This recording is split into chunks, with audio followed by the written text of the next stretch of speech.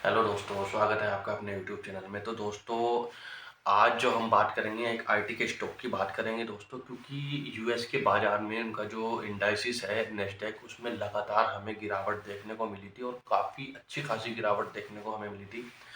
बहुत सारी न्यूज़ थी, बहुत सारे फैक्टर्स थे जिसकी वजह से डायरेक्टली आईटी के ऊपर इम्पैक्ट पड़ रहा था और उसकी वजह से जो हमारे इंडियन बाज़ार्स का जो आईटी इंडाइसिस है, आईटी इंडेक्स है, सीधे तौर पर हमें उस पर भी इसका इम्पैक्ट देखने को मिल रहा था। वहाँ भी हमें काफ़ी गिरावट देखने को मिल रही थी। काफ़ी अच्छा खासा करेक्शन जो है पिछले कुछ दिनों में आईटी के अंदर आया था। और मैं आपको एक बात और बता देना चाहता हूँ दोस्तों, अभी तक आईटी जब कोरोना आया था उसके बाद से एक रैली आई थी। कोरोना के बाद काफ़ी लंबी रैली आई थी, बहुत ज़बरदस्त रैली आई थी और उस एक लंबी रैली आने के बाद ये जो आईटी सेक्टर है काफ़ी लंबे समय से उसके बाद करेक्शन के मूड में बना हुआ है, या फिर तेज़ी अगर आई है तो वो तेज़ी आईटी के अंदर अभी तक हमें दिखाई नहीं दी। और फिलहाल अगर मैं पिछले 6, 7, 8 महीने की बात करूँ, वहाँ भी आईटी कंपनियों ने, बहुत सारी आईटी कंपनियों ने अपना एडीआर को घटाया था।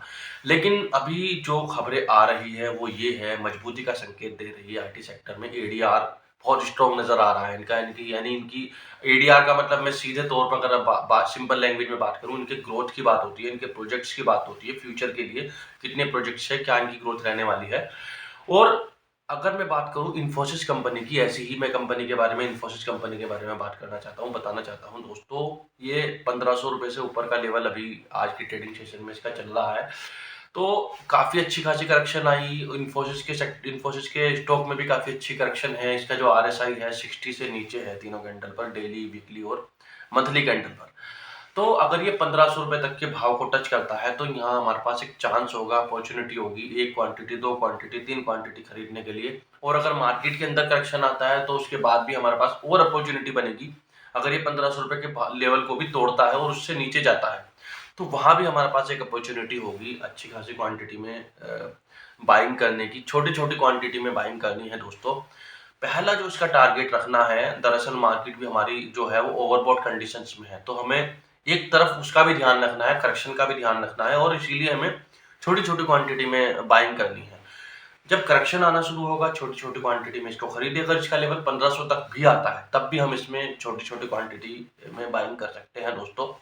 और जब करेक्शन आना शुरू होगा, आएगा, अच्छी क्वांटिटी में अपने बाइंग करके रखिए दोस्तों। जब फिर उसके बाद जब तेज़ी आएगी मार्केट के अंदर, और मैंने बताया आईटी के अंदर तो अभी रैली आनी शुरू ही हुई थी, बट नैस्डैक की और उधर यूएस बाजार में नेगेटिव न्यूज़ की वजह से थोड़ी-सी यहाँ से हमें गिरावट देखने को मिली आईटी सेक्टर में। बट अगर आप ये स्ट्रेटजी अपनाते हैं दोस्तों, तो 1 महीने से लेकर 3 महीने या 3 महीने से लेकर 6 महीने तक की अगर स्ट्रेटजी आप अपनाते हैं, तो यहाँ से अच्छा खासा रिटर्न हमें मिल सकता है दोस्तों। क्योंकि आईटी के अंदर करेक्शन भी आ गया है, फिर से करेक्शन आया है, आईटी तैयार है तेजी दिखाने के लिए, बट अभी थोड़ा-सा जो मूड है बाजार का, अभी करेक्शन के मूड में मुझे दिखाई दे रहा है, ओवरबॉट कंडीशन में है। तो दोस्तों, मेरी वीडियो यहीं तक थी, और मेरा टेलीग्राम चैनल भी ज्वाइन कर लीजिए इस तरह की न्यूज़ पाने के लिए, इस तरह के अपडेट्स पाने के लिए। स्विंग ट्रेडिंग के ऊपर भी हम वहाँ पे डिस्कस करते हैं, बाजार की स्ट्रेटजी के बारे में, ओवरबॉट कंडीशन है, क्या मार्केट में चल रहा है, न्यूज़ अपडेट्स के बारे में हम डिस्कस करते हैं दोस्तों। और ऐसी ही अपडेट्स पाने के लिए हमारे टेलीग्राम चैनल को भी ज्वाइन कर लीजिए दोस्तों, और मेरी इस वीडियो को ज़्यादा से ज़्यादा लोगों को शेयर कर दीजिए दोस्तों। मेरे चैनल को भी सब्सक्राइब कर दीजिए दोस्तों।